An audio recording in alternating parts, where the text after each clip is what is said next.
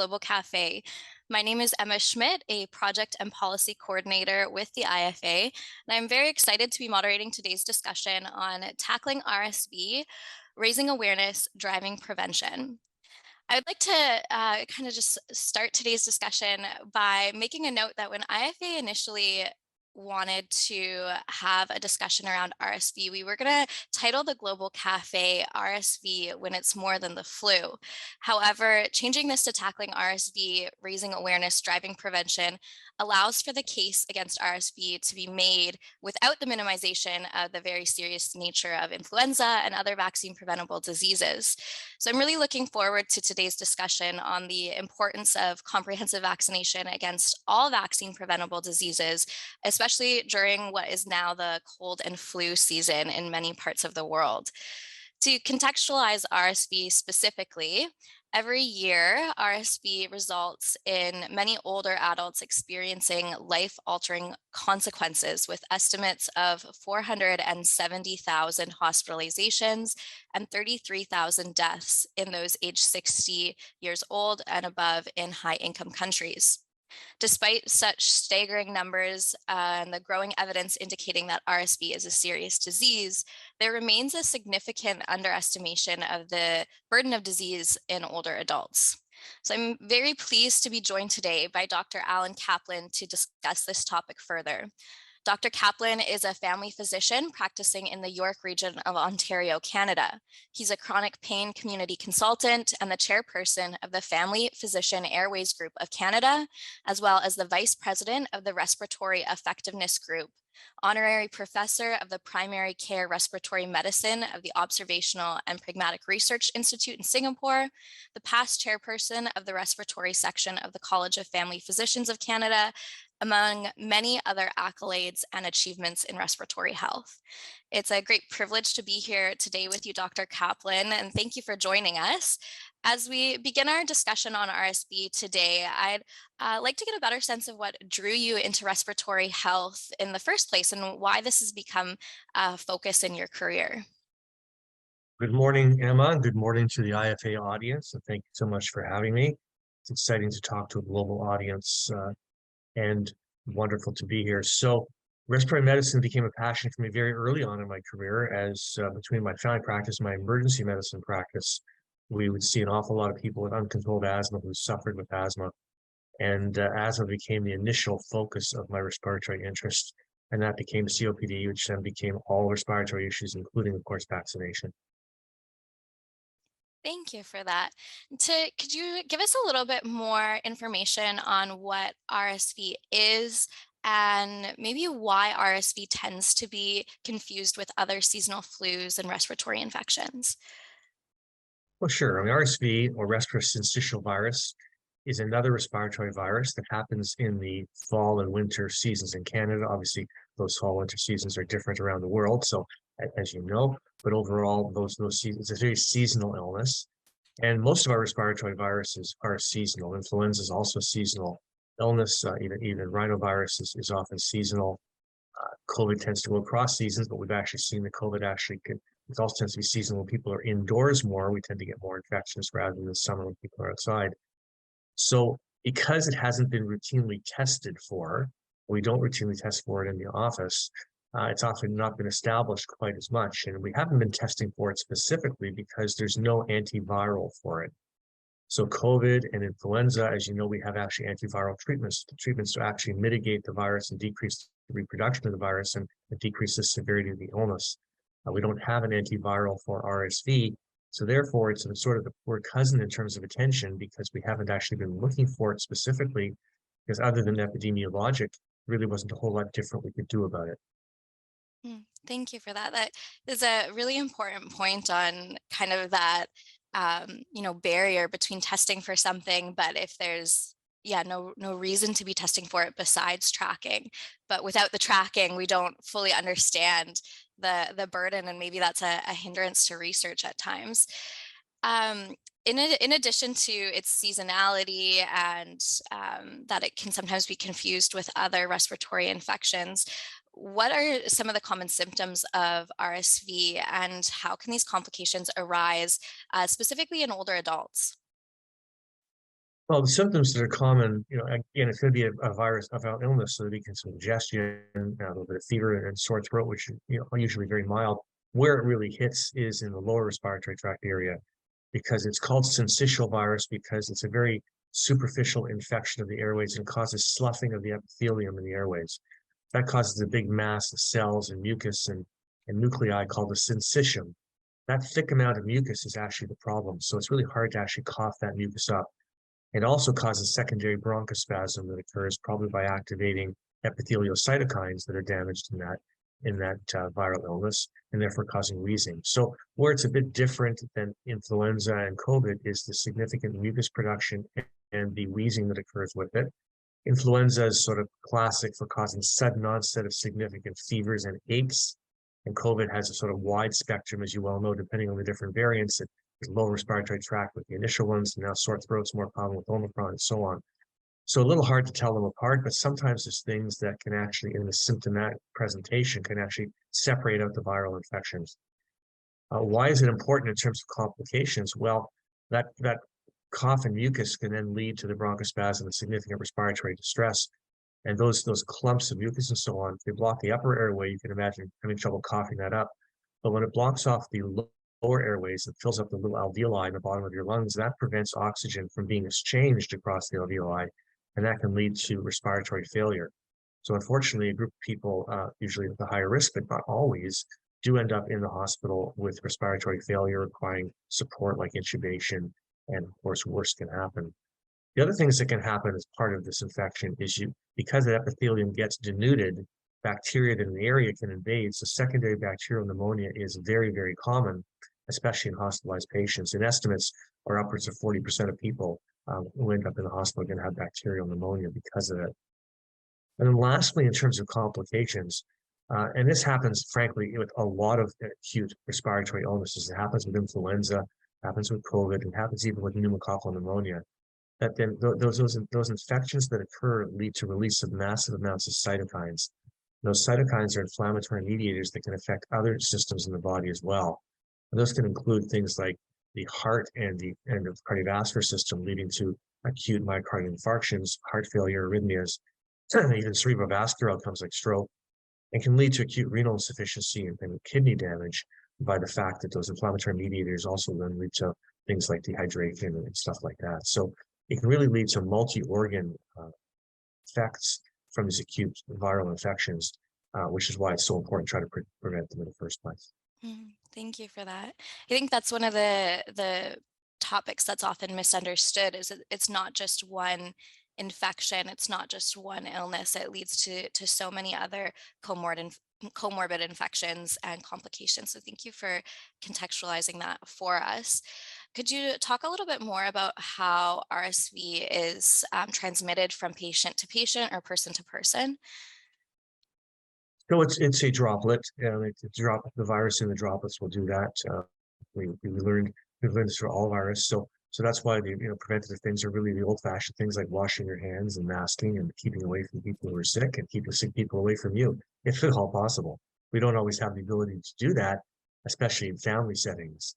So I had RSV this last year. I had COVID after I came back from the chest meeting, and then I have a wonderful grandchild. He's fantastic, but he spent some time at daycare, so he brought COVID home to he brought RSV home to his family and made his mother sick, who made my wife sick, who then passed it on to me. So what wonderful to share amongst families, isn't it?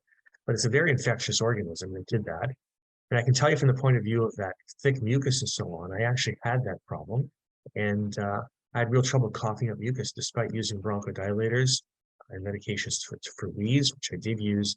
I finally had to use a device called an oscillating positive expiratory pressure device, which is something you inhale on to get air flow in behind the mucus to help you cough it up. It's useful for people with chronic mucus conditions.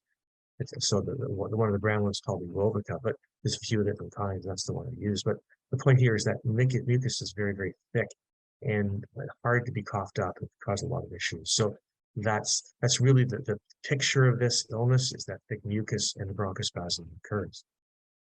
Thank you for sharing your kind of personal experiences with that too.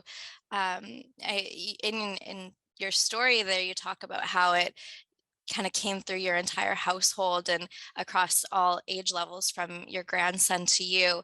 Could you talk more on who's most at risk for RSV, whether that's, age demographics or other populations that are at a greater risk for RSV infection? Yeah, so as you can imagine, the more reserve you have, the more likely you're going to be okay, and concomitantly, the less reserve you have, the worse you're going to be.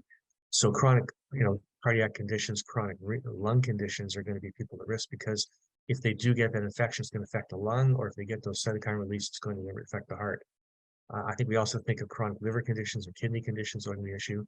But the biggest issue, the top of the line, is age. Unfortunately, father time always wins. So as we get older, our immune system does get a little bit affected. And there's called that immunosenescence, where your immunity actually starts declining. There's also another concept in aging that we call inflammaging, which is that there's its own inflammation that occurs as we get older. As everything starts to hurt and things like that. It's one example of how things actually are inflamed in the body. So that inflammation that occurs. So all that leads to age being a big issue. And we've certainly seen that that over the age of 60 is a huge marker. And of course, as you add decades, that risk then exponentially increases. So those are the big issues. Now, obviously, the biggest issue is going to be related to your immune system. And of course, age and the immune system are related, but what about other people who just have immune issues for other reasons, immunocompromised due to cancer history, chemotherapy, transplant medications, biologic therapies for other conditions? All these things can affect the immune system, as does, of course, just age and other illnesses. So that's the big group we have to be worried about because they're not able to fight off an infection because their immune system is compromised. And then lastly is going to be where you live and how you live. I described my house, but imagine you're living in congregate housing, or this is a nursing home where you've got a bunch of people who are older with immune issues potentially together, where that infection can be spread across very easily. And of course, we learned about those congregate nursing homes and the danger for that population with COVID and the massive mortality and illness we had in that population. So those are the populations who are highest at risk. Thank you for that. I do see a question here in the chat that's kind of tied into risk factors, and it's what impacts can environmental pollutants have on the development of RSV? Does that ever kind of play a factor in development of the infection or in the severity of the infection? So it does it a few ways. Way number one is going to be just the irritant in the air. So for instance, when we had wildfire, we had significant worsening of our respiratory health across Canada and the United States, and other places that had wildfires as well. And that's going to activate conditions. It's going to worsen respiratory conditions. The inflammation that occurs from that will worsen cardiac conditions. So you've already primed that if you get an infection on top of that, it's going to be worse. The second way, and this is a bigger picture, is the fact that climate changes and global warming that's occurred and all the effects of that also have been shown to affect vectors of illness. So we do see difference in illnesses altogether. We see also changing in the timing of illness. So RSV, it used to be an October to March thing. Now it's becoming a September to May thing. So it's actually starting earlier in the season. And we don't know exactly why that's happening, but are suspecting that climate change may be one of the factors involved in that. Yeah, thank you for that. It's a really important conversation around the impact of environmental factors, climate change, changing environments or natural disasters on infectious diseases too. That really is maybe sometimes overlooked in some of these discussions around infectious disease. So thank you for bringing that up, and thank you, Shmuel, for asking that question. Well, Emma, we Um, have to look at just at air quality as well. So while yeah. acute air quality was affected with things like wildfires, overall air quality has been getting affected at the bigger picture. We Mhm. do track air quality in Canada by a process called Air Quality Health Index. And we can actually check in most locations across the country what the air quality is, anywhere from 0 to 10. And we do suggest that people on bad air quality days avoid exposure outside a little bit more, especially if they have comorbidities like we talked about. So that's available in other places around the world as well. And just that's something you can do for your own health on bad air quality days. You get your exercise indoors and avoid that a little bit because we can actually help to look after ourselves a little bit. and the question about how much masking benefits and so on is still going on. But you can get an idea that there are some things we can do, as we can't control the environment each individually, but we can react to it. Hmm.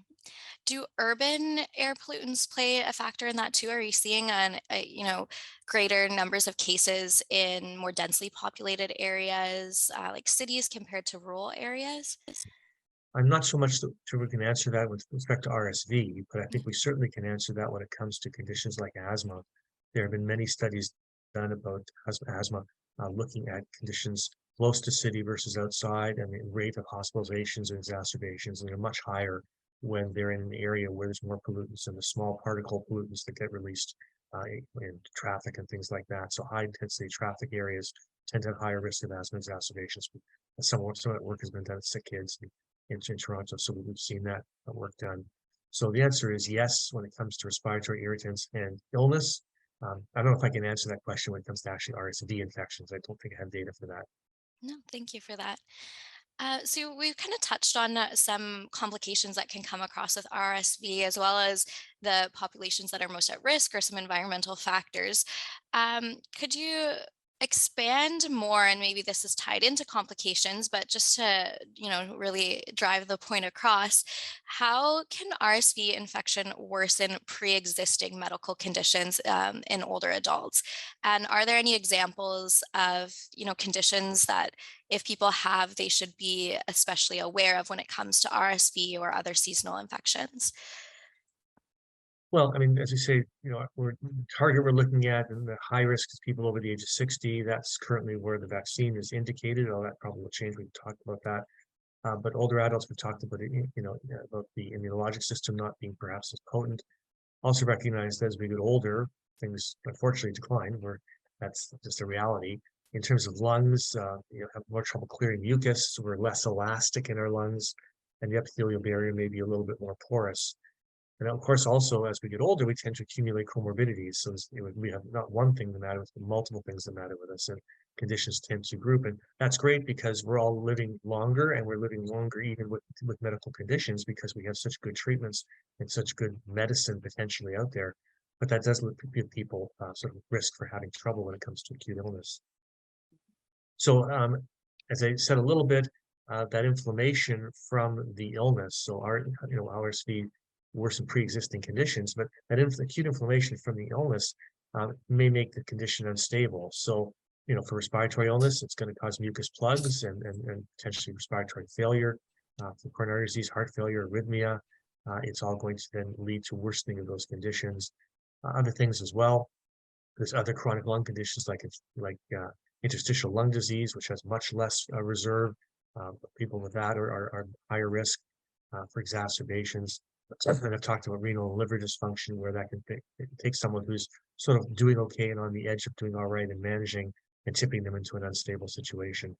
So again, it's usually about inflammation, which is why the immunocompromised person is so much at higher risk, because that inflammation that happens then turns on all those other systems and worsens the illness across. But also, not just worsens what's already there, it can actually cause the new condition to occur. So we see people who have acute RSV who develop heart failure who had no problems with their heart up till that time. And that's really the kind of things, where they have acute arrhythmias like atrial fibrillation, where they haven't had those problems. So it's that whole picture I'm painting for you. And it's just not just RSV, it's other viruses as well. And you started off saying that we shouldn't minimize the other viruses. So I do want to point out that we've seen these kind of problems also occur, as I mentioned, with influenza and with pneumococcal pneumonia. And these are the things that people suffer with. And of course, the other thing about, as I said, about acute viral infections, they also can lead to secondary bacterial infections, which is then going to worsen that entire storm.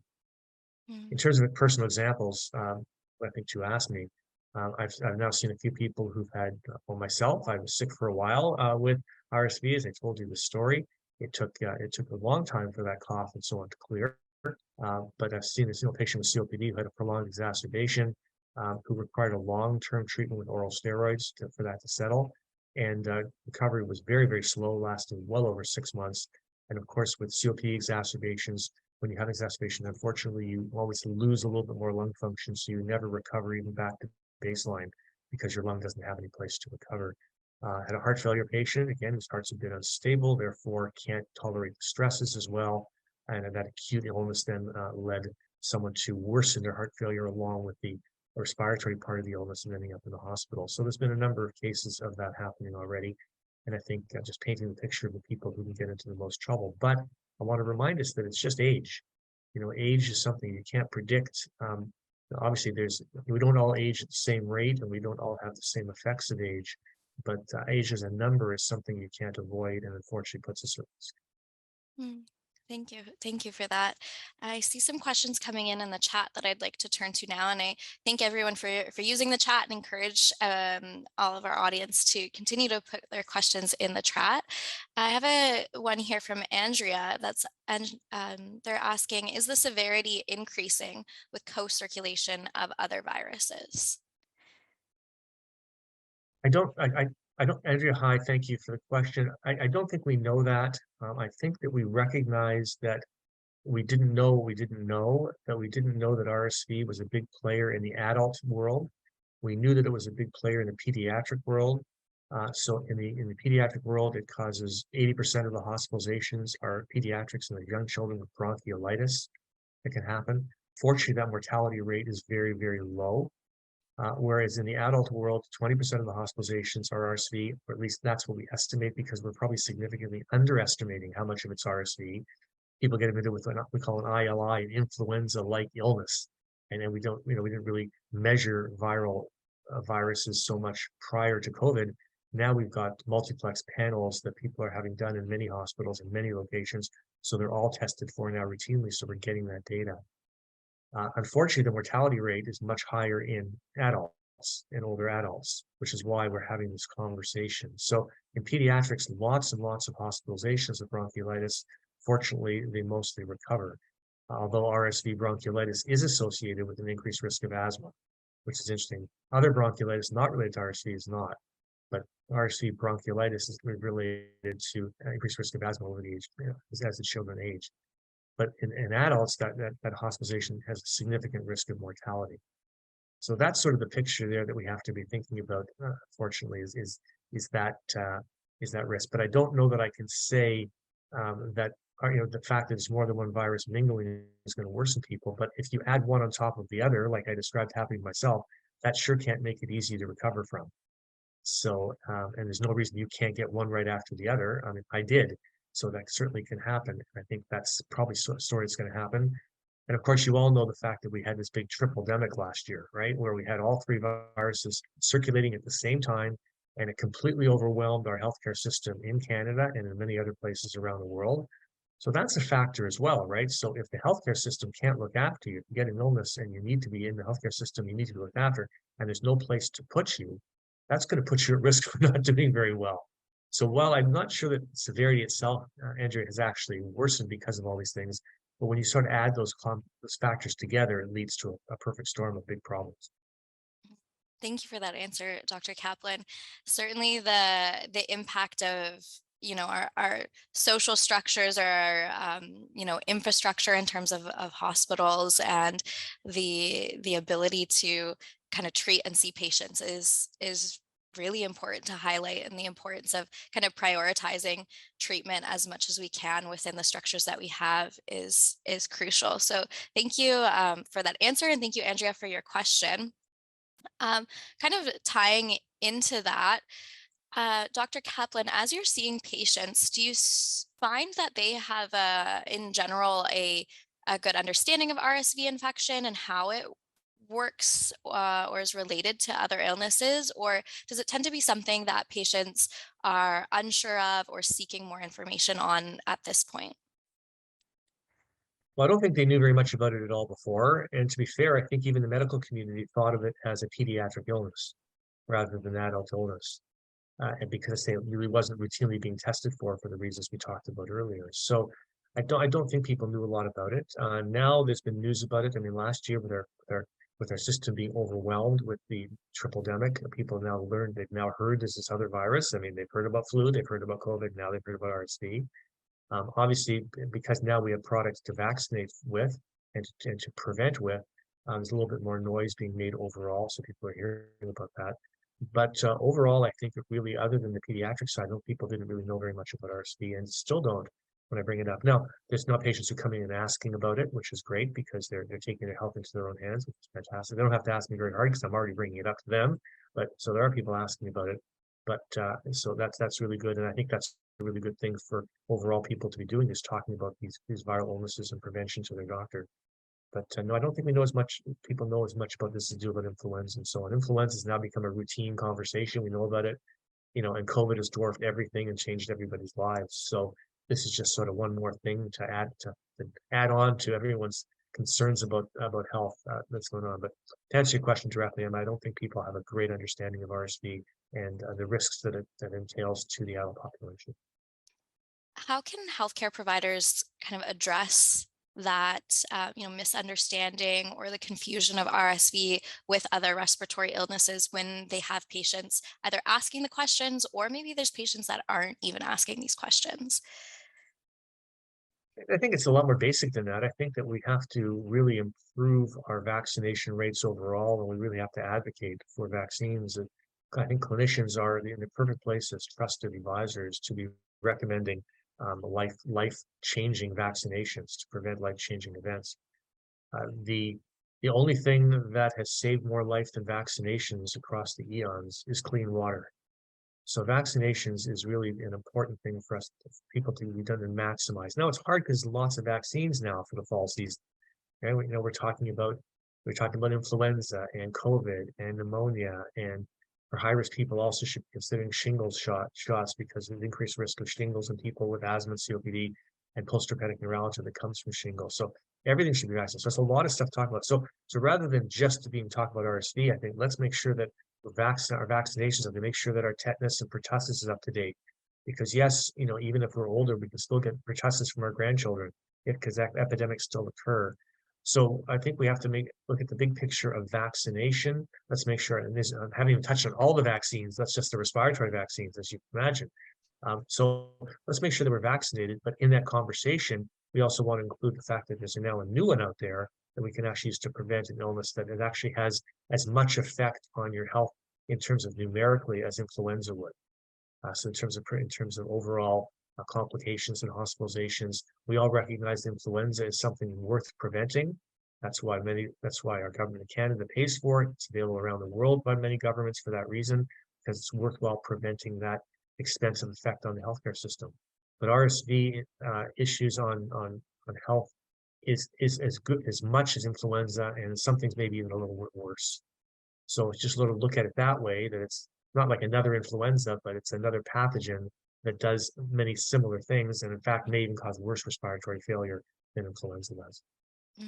Thank you for that. Thank you for highlighting kind of broadly the importance of vaccination, but as well as bringing up the conversation around RSV vaccination, which I see that we have a lot of questions going on in the chat about, and I'm very excited to get to these questions. But before we dive into those, I was wondering if you could kind of talk about the new RSV vaccine, as well as if we're seeing any barriers to getting these out to Canadians, and how healthcare providers or public health officials are trying to combat some of these barriers or challenges with the vaccine. So there's a number of different products becoming available for RSV. The first one that's been released in Canada is a adjuvanted vaccine. So it's an adjuvanted vaccine with the same adjuvant that gets used in the shingles vaccine called Shingrix. It's about half the dose. So because it's adjuvanted, the theory would be that it has a stronger effect, especially if your immune system is a little bit weakened. Because we know that shingles vaccine actually does work for many, many years after you have that. So that's the concept. So that one is created by GSK. It's called the Rexv, and that's the one we have currently available in Canada. In the United States, they've also accepted one by Pfizer, which is a little bit different. It's not adjuvanted, but it actually has components against both the RSV A and B, although Rexv seems to be working against that too. I don't have any experience with that because I don't work in the United States, but that's also been approved in the United States. The other exciting one that's been released by Pfizer is a vaccine that is also going to be given to pregnant moms to then elicit a response in the baby that will last 6 months postpartum. So we can therefore prevent RSV bronchiolitis, is the first 6 months is the highest risk of having bad outcomes by immunizing the mother. So we have vaccines there that are there. In addition, there's a new monoclonal that's been released. We had an old monoclonal that was given to infants. That's 4 or 5 shots given to the very highest risk infants only, are the ones that were covered for, at least in Canada. Now there's a new one that's called the Fortis, that is actually a single shot to be given to children.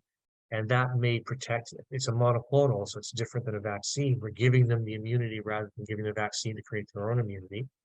We don't have any vaccines for children. We have the monoclonals for the young infants. The problem is the supply has been a problem. So worldwide, the supply was overwhelmed very quickly, so much so that we didn't get any in Canada because it all got used up in the States and other countries around the world. So that's going to be exciting as well. So it's really going to be exciting to be able to prevent illness in both the pediatric community and the adult community. We have those opportunities. But to answer your direct question, we have the adjuvanted vaccine called Arexvy in Canada right now, and it's not being distributed by public health. It's all private pay. So people have to be recommended to have purchased and given to the doctor's office. We're now moving into getting it in the pharmacies as well. That's been happening now, which will actually ease the load on the primary care workload because they're already a bit overwhelmed. So we have some opportunities with that. So it's exciting to have this thing, and people are now learning about it and talking about it. And it's important for us to recommend it amongst all the other vaccines I talked about to our patients at high risk, which basically is all the people I've talked about, but just over the age of 60 as an easy number for a large group. And the reason over 60 is because that's where the study was done. There has just been released or being released a study looking at the comparative effect for people between 50 and 60. And it showed that the antibody response was exactly the same as over the age of 60. So it should have benefit for people who are at high risk after the age of 60 as well. But right now the indication is only over the age of 60. Thank you for that. I have a question here from Eileen in the chat asking if there's any information on side effects. And I would assume that that's specific to the RSV vaccine that's being recommended for adults. A very appropriate question, and it does have side effects like all vaccines do. And the vaccine side effects are going to have the nuisance things that we've talked about. So a bit of fever, a bit of aches, a bit of headache. How I describe that is a successful vaccination. Because what happens with a vaccine is it turns on your immune system, so you create antibodies against this antigen that's been put into your body on purpose to create response to it. So having a bit of a response is not convenient at all. Obviously, you don't feel well for a few days. Your arm is sore. My wife just had hers, and her arm was sore, and she had a bit of a fever. And she doesn't deal with vaccines very well, but she has them because she recognizes that that's going to protect her from illness, especially after we went through the RSV illness together. She does not want that again. And she managed to avoid COVID, thank goodness. So, we want to prevent stuff. So yes, it will cause those nuisance problems, but they're nuisance problems, and they indicate the fact that the vaccine has been efficacious. So if you're going to have a vaccine, maybe warn people that the next day may not be very good, and don't be planning to be doing a lot of hard work outside or anything like that. You're going to feel a little rotten, but it means the vaccine's efficacious. And really, I can't emphasize that enough. So a little bit of short-term pain for some long-term gain. In terms of significant adverse effects, there really hasn't been anything shown with RSV. There's always the things that get associated with things. You can't really know if it's going to be part of it or not. So people talk about the Guillain-Barré syndrome, which is a syndrome of ascending paralysis that's been associated with influenza shots for many, many years. But there's an underlying incidence of that condition that occurs in the population without vaccination. So you never really know whether that's because of the vaccine or it's just happened to happen. We know that myocarditis that happened with young people with COVID vaccination. It seemed to happen more with the Moderna than the Pfizer in young male adolescents. That was a true association. The incidence rates were much higher than general population. So these things sort of have been associated. There are things that probably do happen. There may be a few episodes of arrhythmia that can occur with the RSV vaccine that have sort of been described. There's been a few episodes of atrial fibrillation, but again, it happened in people with predisposing conditions that may have had that anyhow, or was it the inflammation that occurred from the vaccine that led to it? If that was going to happen, it was going to happen, I think, anyhow. because we're going to have another episode of inflammation for something else down the road. But again, I understand why that makes people very nervous about the condition. I should also add, since I mentioned myocarditis and COVID in younger adults, the new variants vaccines, the monoclonal XBB that we're having in Canada and the United States, that has not been associated with myocarditis at all. So also it changes over time. Now, there has been some severe reactions to vaccines, so we should respect the fact that vaccines can cause issues. If we go back to the early 60s, when the childhood vaccine was used for RSV, the first one was there, it was given for a different formation of the vaccine, a pre-fusion vaccine versus post-fusion. So it was given with a post-fusion, and that showed less viral epitopes. And what actually happened is actually worsened the condition. It caused more turn on to the system rather than turning it off. So that vaccine failed, and that's why we haven't had an RSV vaccine conversation for 60 years. But by using the pre-fusion vaccine, we've alleviated that problem, so we don't have that fear. We also had a vaccine for COVID that caused thrombocytopenic thrombosis, and that was a big deal. It caused stroke and some issues there that occurred. So there is reasons to be concerned about vaccines, but the lovely thing right now is the vaccines that we have right now have all been shown to be vastly effective and safe. So I don't think we need to be afraid of vaccines, even the COVID vaccines. I know there's a lot of people still afraid of them, but as we refine them and as the variants change and as we get immunity overall, we don't have to be afraid of that one. We don't have to be afraid of influenza vaccines, and we certainly don't need to be afraid of RSV vaccines because there's been no safety signal there at all of any big concern. Thank you. Speaking of the, variants changing, William Smith has a question in the chat. Does the RSV vaccine need to be taken annually? And maybe if you could also share about why or why not certain illnesses do need annual vaccines. Well, it's usually got to do with, so we need annual vaccines for many things because the virus has changed. So influenza is the classic example of that. Every year the virus changes. We sort of see, I don't know if we have people on the call from all the way from Australia, but we see what happens in Australia and China and so on, what viruses are circulating, and the vaccine gets created across that way. And some years we're more correct and some years we're less correct in terms of that, as you know. But we're trying to predict what's happening. So influenza does not cause persistent immunity, and therefore, as the variants change, that's why we get a flu shot every year. COVID is changing as fast as we can talk about it, so there's different variants occurring. That's just a reality of this illness. As we find more infectious variants, they succeed in infecting people and surviving. Fortunately, they've also become less virulent, which is the perfect virus, by the way, the one that's very infectious but not virulent, so it infects a lot of hosts but doesn't kill them. That's a perfect viral storm in terms of having a lot of people sick. If you want to be a smart virus, that's what you do. You don't kill your host. If you kill your host, you don't have anybody to infect anymore, and you die off as well. So that's what's happening with COVID, and again, trying to avoid that illness, we have new vaccines. RSV, the study that's been done has been for the adjuvanted vaccine, is a study that's been done over the course of 3 years. We have so far the 2-year data, and as mentioned for the RSV, the data is something that's 82% reduction in lower respiratory illnesses, but 94% reduction in severe illnesses. We then go into the 2nd year, which has now been measured, and the numbers are in the 70 to 80% protection, which doesn't sound great, but if you compare that to influenza success, which is a really good year at 60%, you can see it's effective.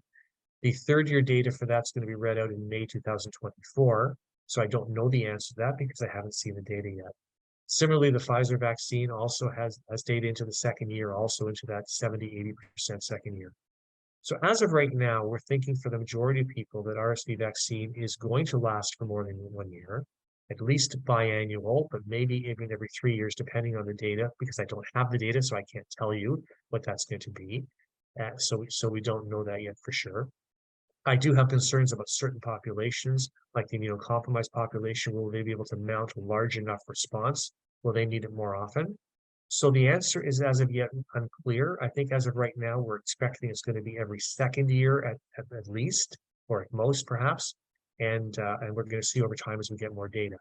That's the exciting and difficult thing about new information because we don't have all the answers yet.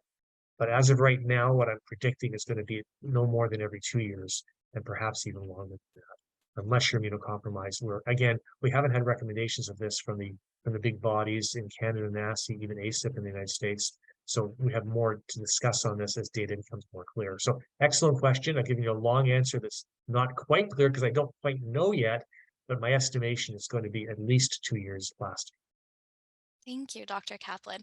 Ties in well with a question from Anna Sangster in the chat, who's asking, is the evolution of the virus something that's seen in RSV, which I believe you've touched on, but she's going farther to ask, and what role does climate change play in evolving viruses?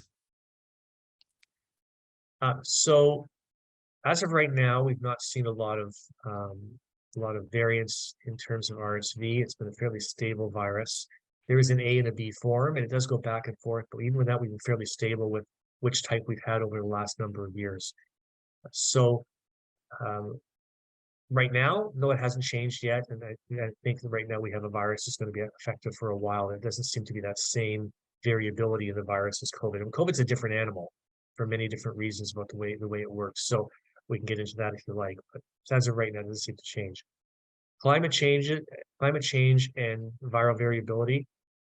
Really good question. We certainly have seen this in many different vector illnesses, mosquito-borne illnesses, waterborne illnesses. That's absolutely changed. I have no reason to not believe that the respiratory viruses are not also going to be affected by it as air quality changes as well. But I don't think I have an actually answer how that happens for viruses. I think it's going to be more about the way it infects and the timing of it.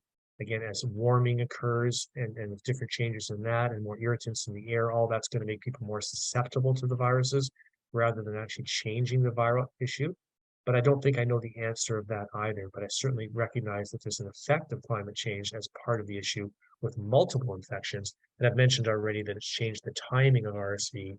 It's now brought back a month or two earlier than it has been classically in the past. Thank you for that. Another question from Anna Maria is asking about vaccine costs, and they're touching on the cost in Canada, but we know that cost is a barrier in many countries. So I was wondering if you would be able to touch on, why is the vaccine so costly?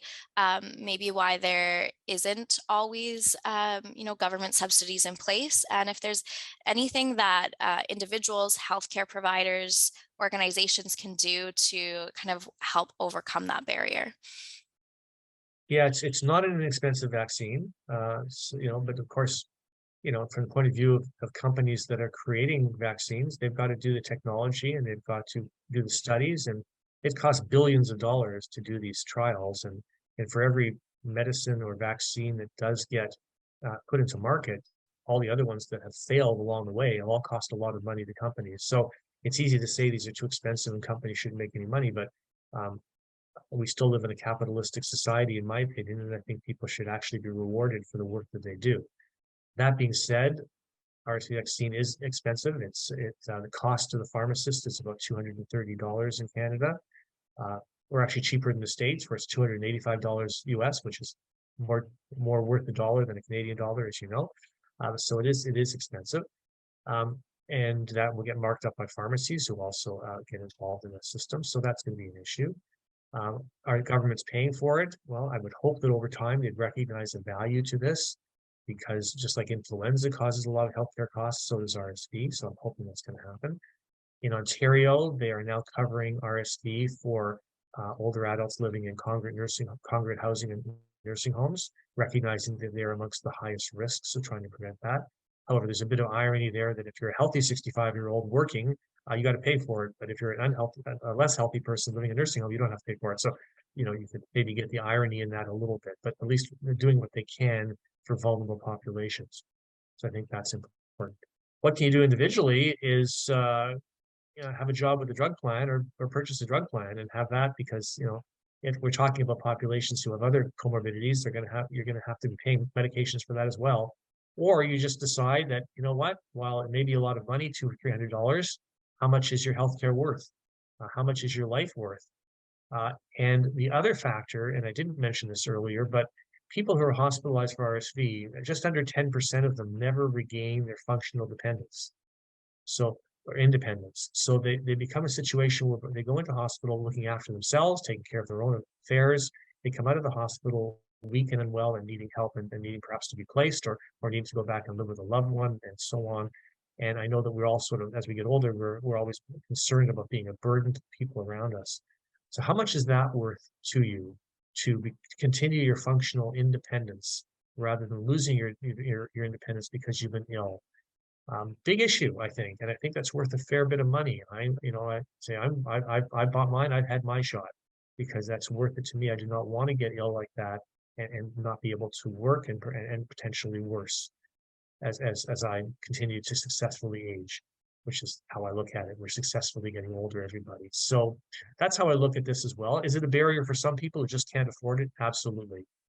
But what I've seen already is with this conversation that I have with my patients, um, what cost are they willing to accept for that?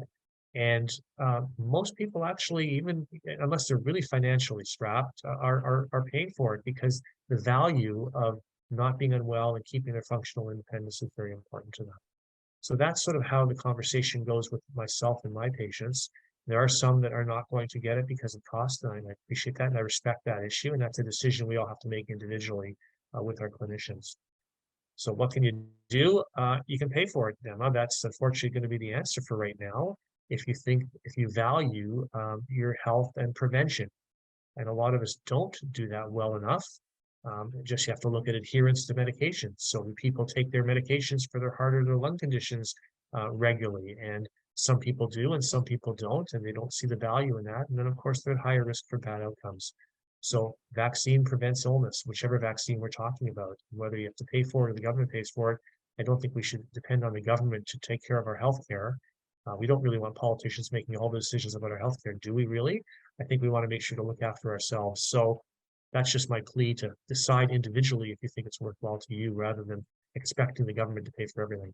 Because the government can't pay for everything because we're already in a situation where we're in debt for everything everywhere across the world. And how can we function that way?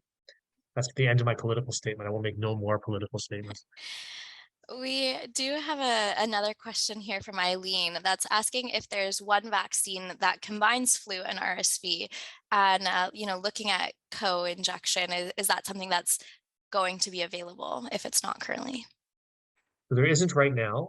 Currently, Moderna, which is one of the companies that makes the Pfizer, makes the COVID vaccine, because of the messenger RNA platform, it is able to combine vaccines. So they're in phase 3 trials now with concomitant COVID and flu vaccines. They're the only company that's doing that.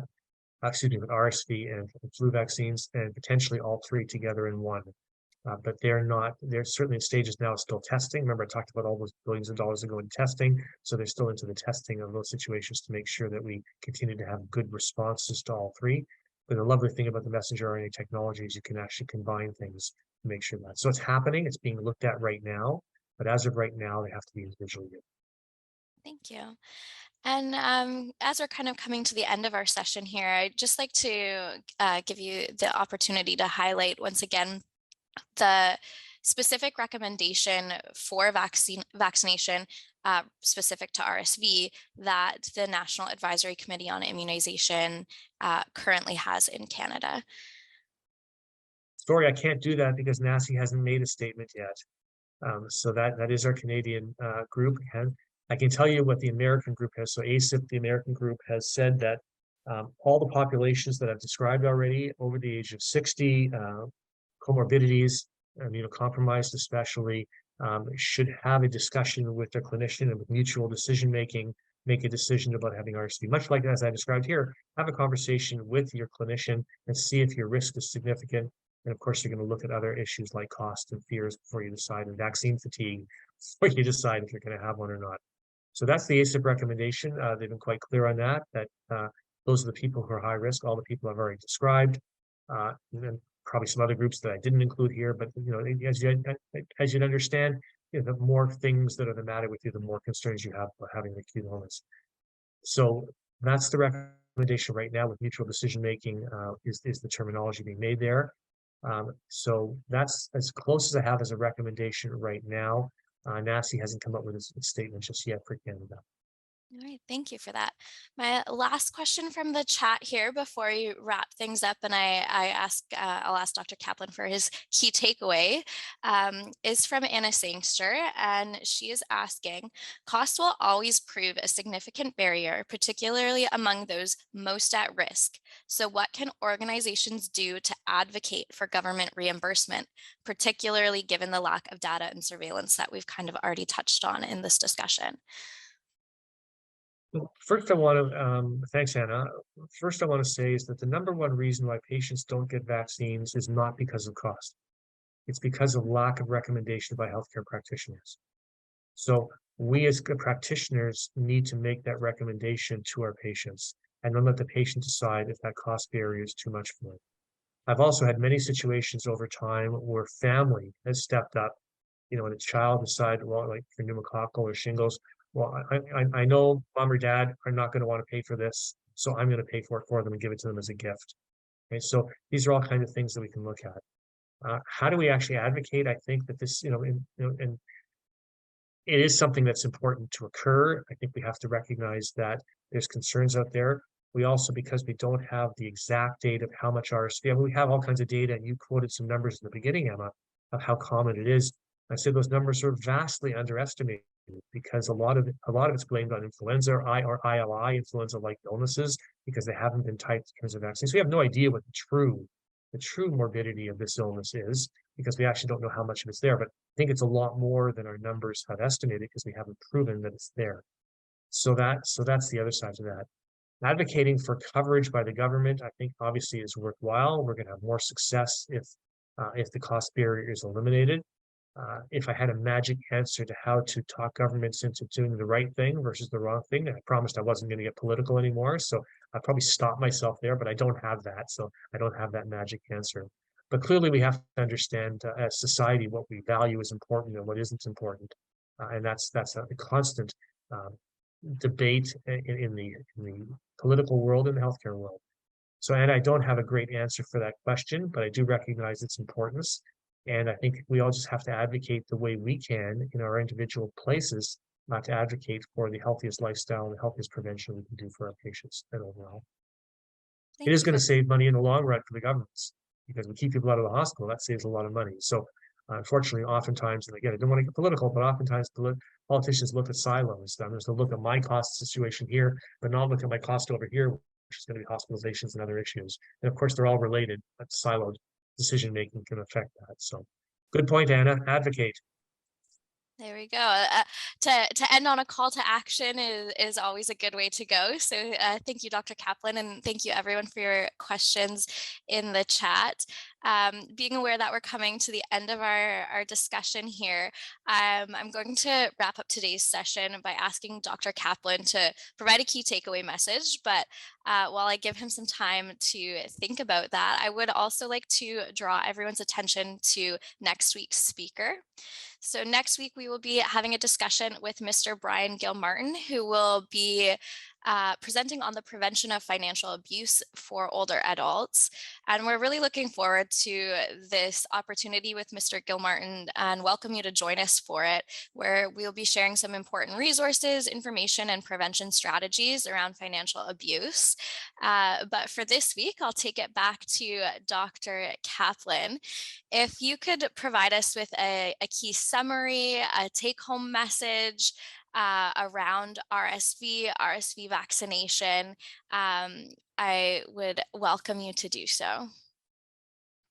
First of all, I can't help just thinking about your next speaker and the financial implications of the vaccine. And my father was reluctant to spend a lot of money, and I would actually have to, sort of advocate for him to actually do so, even though he probably could have afforded it. So advocate for the good health of the older person is probably the most important step to have that, because without health, the money doesn't mean anything. So that's probably